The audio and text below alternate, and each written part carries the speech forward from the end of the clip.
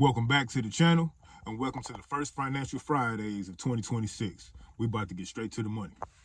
So my friends that's not in the stocks always ask me when is the best time to get in the stocks, and the answer is always the same, all the time.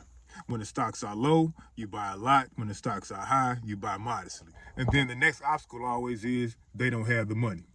I need that money. Well, money is on the way.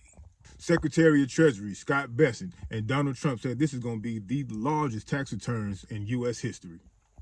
And I say you because I don't get a tax return. I work too much and I don't have any children. So I always owe, and I owe big. Let's go back. The One Big Beautiful Bill was passed on July 4th, but for working Americans, it was retroactive to the beginning of the year. Most taxpayers did not change their withholding, so as a result, we're going to see very substantial 100 to 150 billion of refunds in the first quarter go directly to Americans' pockets. So the sooner they file, the sooner they'll get them. Filing a simple return for free with the help of a TurboTax expert feels pretty good. The refunds that the American people are going to receive, especially working families all across this country, is going to be substantial. The standard deduction has been increased. No tax on tips, no tax on overtime. Senior citizens, I think the White House estimate is about 85% of seniors are going to see a major tax refund. So this is going to help working families and seniors on fixed income all across our nation. Now, the next question, what do we invest in? President Trump just had a meeting with the oil and gas executives about the next step with all this newly acquired Venezuelan crude oil. Aaron, we know that CBS News has learned the executives of major oil companies will meet with the Trump administration this week. They will discuss what comes next in Venezuela. What questions are they likely to have?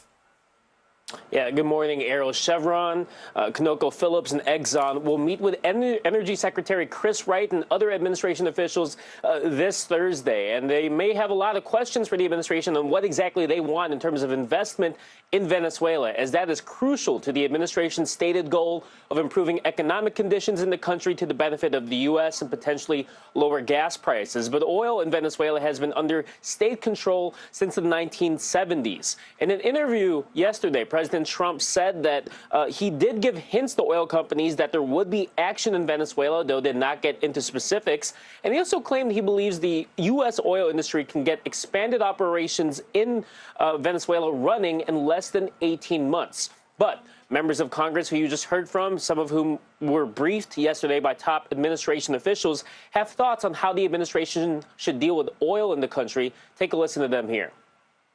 If you want to make it better, you should be saying as soon as possible, this is your country. We're going to let you make decisions on the oil. We aren't coming to take your oil. We aren't coming to tell you what to do. Donald Trump is saying out loud that it's just about the oil.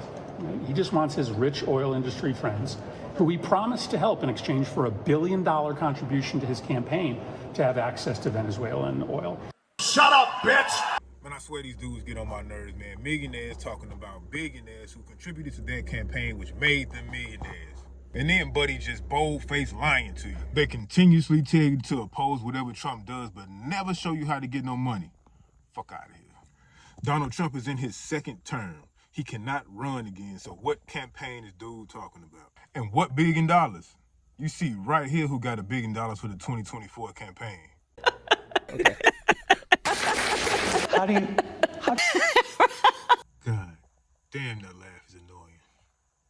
Now, oil companies have not committed publicly to the sort of mass buildup that President Trump has talked about. Chevron, which is the lone U.S. company that has remained in Venezuela since oil became under state control, declined to comment on any plans that they will scale up production, but said that the company, quote, remains focused on the safety and well-being of our employees. The White House remains confident, quote, in a statement, all of our oil companies are ready and willing to make big investments in Venezuela.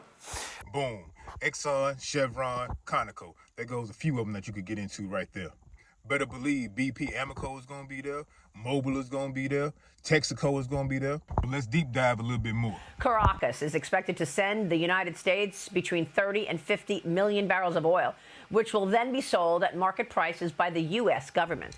We know it's just not about making our energy prices lower or making our gas prices lower. It's about making a profit.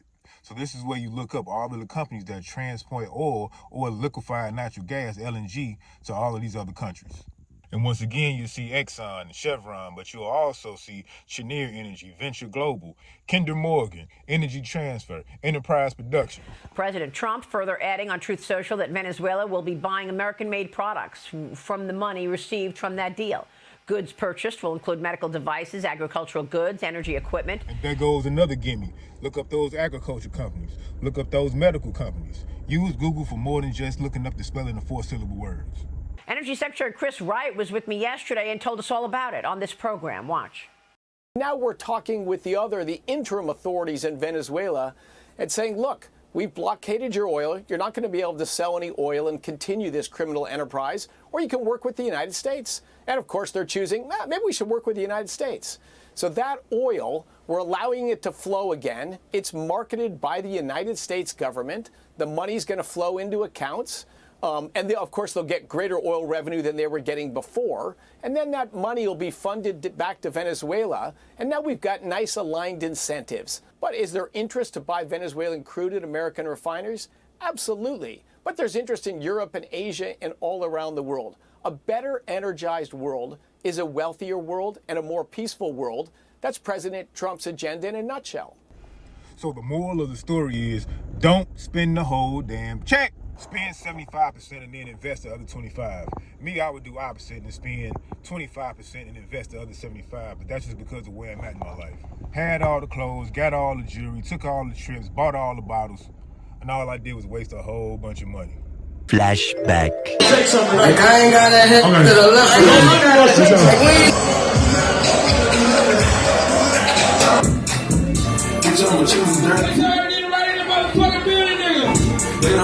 Had some damn good times though.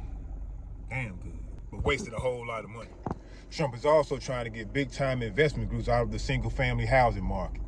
The stocks of the institutional owners of single family rental homes have just been taking a huge hit because President Trump just posted on social media that record high inflation has pushed Americans out of the dream of home ownership, especially younger Americans.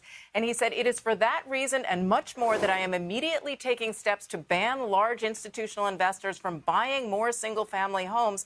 And I will be calling on Congress to codify it. People live in homes, not corporations. I will discuss this topic, including further housing and affordability proposals and more at my speech in Davos in 2 weeks. Now, what this does is give you the opportunity for you and your friends to pool y'all money together when y'all get y'all refund checks and actually get into the housing market. You can buy one to sell, you can buy one to rent, you can buy one to Airbnb. Regardless, you in the game now. Don't squander your refund check. Invest it. Financial Fridays. I got to get back to work.